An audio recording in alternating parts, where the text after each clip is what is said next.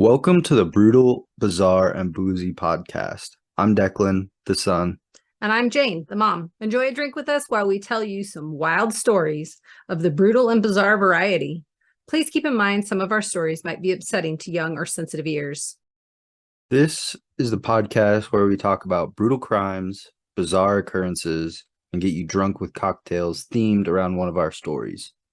To lighten things up, we like to end our time with a chaser.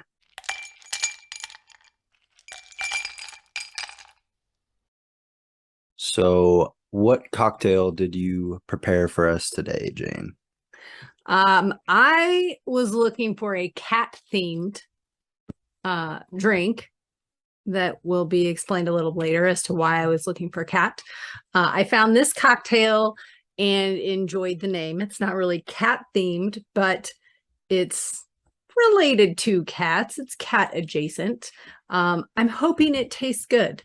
So I got this drink. The name of it is the Lint Roller from the Crazy Cat Lady. This version is from YouTube. There were two different versions that I found that had slightly different ingredients, but I went with this one because I thought it sounded a little bit tastier. But from the recipe that I used, it's 2 shots of rum, a half cup of pineapple juice, 1 tablespoon of sugar, squeeze of lime juice, and then garnished with shaved coconut. So let's make this drink. And sorry if you can hear some scratching in the background. Speaking of cats, ours is trying to get into the recording studio right now. So if you hear some scratching on the door, that's it. Just don't mind her. She's an asshole.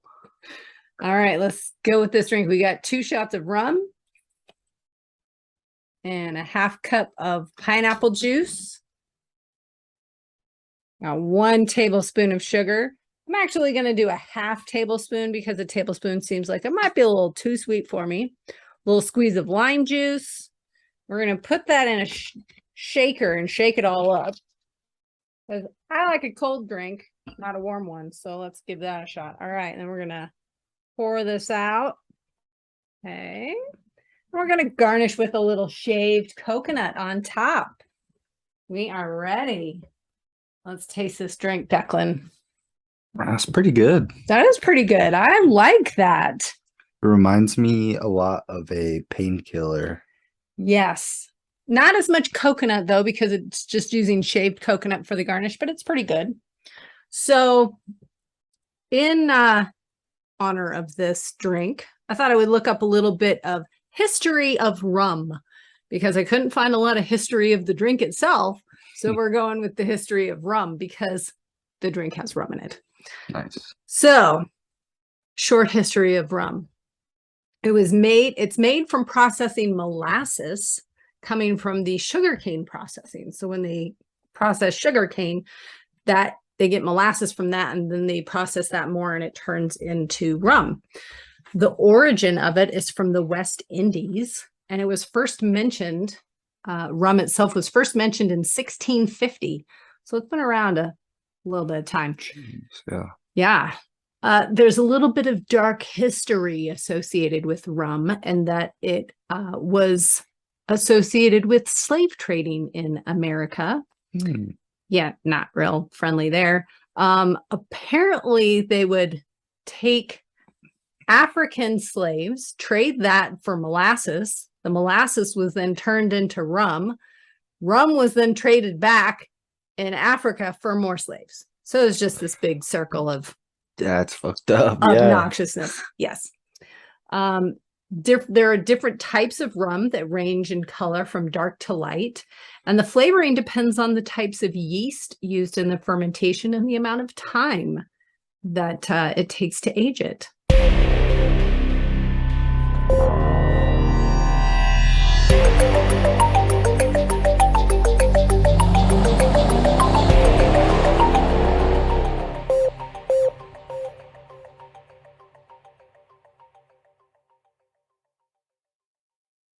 So let's get on to my little story. Yes, let's hear your cat-themed story to go along with the cat-themed drink. Right. My story is about a cat. And so that's why I was looking for cat themed drinks, but came up with the lint roller instead. And we all know a lint roller is crucial when you own a cat. Yes. So my story is Oscar, the therapy cat. If you're a cat lover, you probably enjoy a nice snuggle with your feline or even a friend's kitty. Some cats can be so standoffish and rude that when the kitty finally decides you are worthy of their affection, that it might feel like winning the lottery. While other cats just can't wait for you to take a seat so they can grace you with all of their fur. But what if that visitation from that cat held a potentially deeper, darker meaning? Bum, bum, bum. Right. So the Steer House Nursing and Rehabilitation Center in Providence, Rhode Island is a facility that believes in helping power of animals, and it is a pet-friendly facility. They specialize in treating patients who are at the end of their lives having various illnesses that may affect their cognitive abilities, including Alzheimer's or Parkinson's. They have room for over 40 human residents and also have numerous animal residents, which include 6 cats. They have also had rabbit and dog visitors. The most notable animal resident is probably Oscar the therapy cat, who lived his entire life in this facility. Oscar was adopted by the center as a kitten in 2005. A couple of years later, one of the doctors at the facility, Dr. Dosa, noticed that Oscar seemed to be paying special attention to certain residents. Dr. Dosa even wrote an article for the New England Journal of Medicine and later wrote a book detailing Oscar's unusual habit. You might wonder what that unusual habit is. I do wonder. Okay. Oscar was described by staff as not particularly friendly and would sometimes hiss at people. So basically a normal cat. Mm-hmm. Yeah. Yes, we all know those cats. We have those cats. However, what Dr. Dosa noticed was that Oscar often made a noticeable appearance to nap next to residents who within a few hours would pass away. Oh, shit. Yeah. In a facility like a nursing home, it is of course expected that residents would pass away. However, Oscar seemed to favor the residents who might not seem to be worse off, but in fact were. For example, on at least one occasion, the staff noticed that more than one resident was declining quickly. Like room A was going downhill and room B was going downhill. If the staff put Oscar in the room with the resident they felt was going to die first, Oscar would not always stay there, choosing to nap next to a different resident. So if the staff thought the person in room A was worse off and he went to room B, they would go get him and put him back in the room they thought was bad. Damn, they're trying to kill these people with this cursed cat. I don't think the cat was cursed. He was just really intuitive. But the person Oscar chose was the one to pass away first. Regardless of the perceived condition of the resident, the staff felt was worse off. So if they kept putting him in A and he kept going back to B, the person in B ended up passing away before A did. Shit. So he was a really smart cat. It's like the kid from The Sixth Sense almost. Almost. Yeah. The staff started relying on Oscar and his senses. After accurately predicting 25 deaths, the staff would notify family members of the resident that Oscar was found napping with so that they could come say their goodbyes. They just call you up, be like, hey, Oscar's cat... sitting next to your uncle. You might want to get down here in the next couple hours. I think they did. I don't know what the conversation was, but that's basically what it sounds like. That's funny. Oscar's story influenced some research papers, books, and even scientific-minded TV shows, like Discovery's Weird or What show that detailed his abilities. He also inspired some fictional stories ranging from TV and movies to a Stephen King novel, Dr. Sleep. Yeah. Wow. King said that elements of the novel were inspired by Oscar. Sadly, Oscar is no longer with us. He lived his entire life of 17 years at the Steer House Nursing and Rehabilitation Center. He passed away after a short illness on February 22nd, 2022. Weird 222 thing. Yeah. I wonder if anyone chose to nap next to him before he passed away. And that is my story about Oscar, the therapy cat. Wow, that's wild. He was the angel of death for that hospital. Kind of. The only cat you didn't want to see in your room. Right. But I think it would be kind of comforting because then you would know that it's kind of at the end. He better be a friendly ass cat if that's the last thing I'm seeing. That's all I'm saying. Maybe.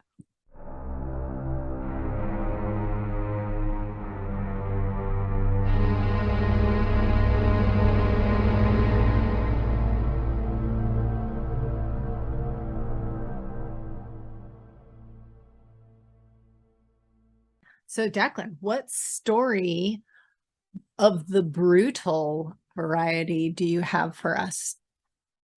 So today I will be talking about the Butcher Baker, a serial killer from Alaska. One night in Anchorage, Alaska, Cindy Paulson was working the streets as a sex worker. A truck pulled up and inside sat Robert Hansen, who asked for her services that night. Once she got into the truck, he pulled a gun on her and handcuffed one of her hands to the truck. He then drove her to a house where he chained her up and abused her for a few hours. After leaving her chained up for some time, he decided to bring her out to his remote cabin in the woods. That's never a good thing. No, you don't want to go see his cabin. Mm-mm.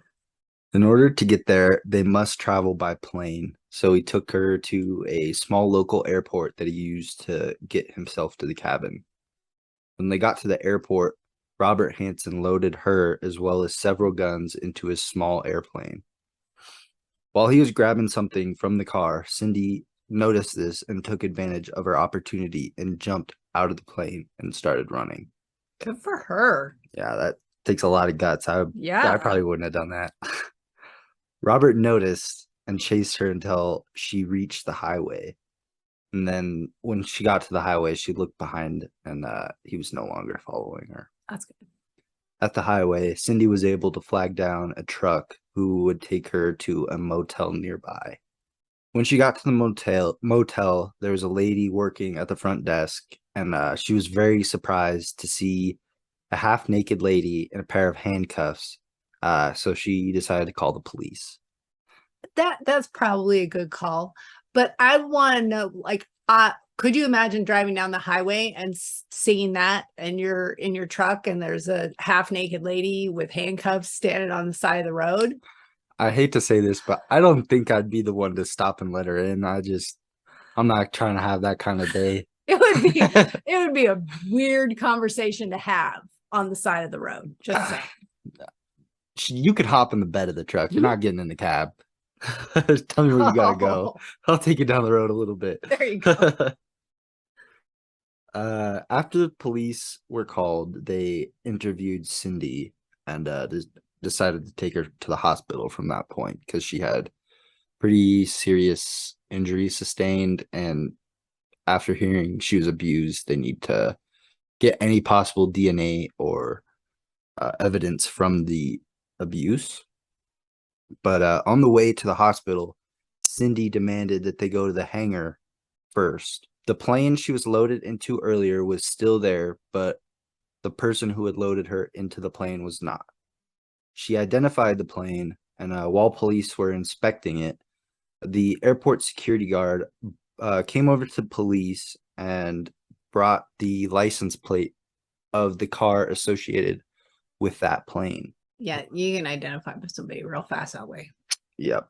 That security guard was thinking smart. Yes. He noticed that the driver of the car was acting very suspicious. So he decided to take down his license plate number. Smart. So police discovered the plane belonged to a local bakery owner named Robert Hansen. The police went to interview Robert at his home, which matches Cindy's description perfectly. During the interview, he dropped an alibi of his where he was hanging out with his friends, to which both people included in the alibi were able to confirm to the police. While Cindy's case wasn't the one that caught Robert Hansen, it would be used in court against him. Several months later, a construction crew unearthed the remains of 17-year-old Paula Goulding, as well as several shell casings from a gun shooting in the .223 caliber.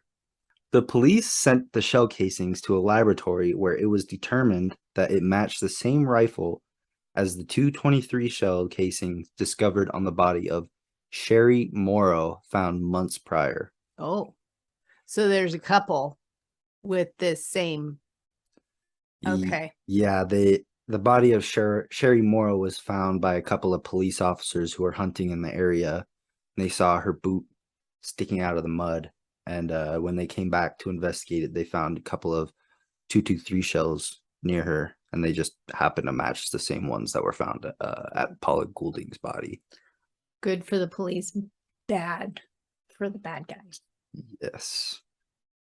And after the .223 shells were matched together, this is when the police determined they were searching for a serial killer, and their number one suspect was Robert Hansen as the perpetrator. However, his alibi made it hard to prove, so the police brought in an FBI profiler named John Douglas, who was able to create a profile that matched Robert Hansen to the T. The police gave this profile to a judge who granted a search warrant to Robert's house where police would find a map showing 37 X's across Alaska. Oh, a .223 caliber rifle and a necklace that belonged to Sherry Morrow. Those are all found inside of his house during the search. Oh. Yeah, not looking too good for Robert. No. Bye, Robert. While police were searching the house, Robert's neighbor came over to see what was happening. While talking to the police, the neighbor disclosed that her husband was friends with Robert and lied to the police about an alibi involving Robert. Oh. This was the final nail in Robert Hansen's coffin. Yeah. Yeah.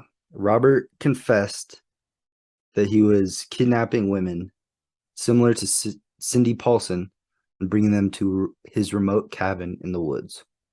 He would release them into the Alaskan wilderness and hunt them like game. Oh, that's not nice. Nah, Robert's pretty fucked up, dude. Yep. He took a plea deal and he helped the police find 18 undiscovered bodies that were on the map, totaling 17 confirmed victims that were found by the police. Before Robert Hansen could show any other bodies, he died in prison in 2014. I don't feel bad that he died. Does that make me a bad person? Nope, I'm glad he died in prison too. No 30 good final meals. 37 X's is a lot. Yeah, it's not confirmed that those were all like bodies, but I think we can all assume. Probably, especially if any of the other X's matched up to bodies that were found. I would think the rest of them probably matched up as well. Yeah. Maybe he shouldn't have kept such a good record. I know that just kind of seems like something you would keep in your head, like a little mental note, like, hey, this body's buried over here. But I guess they think that they're not going to get caught and they want to live in the moment of having done it. So, well, if you've killed 37 people and have gotten away with it so far, I guess you'd feel pretty comfortable killing the 38th. Right.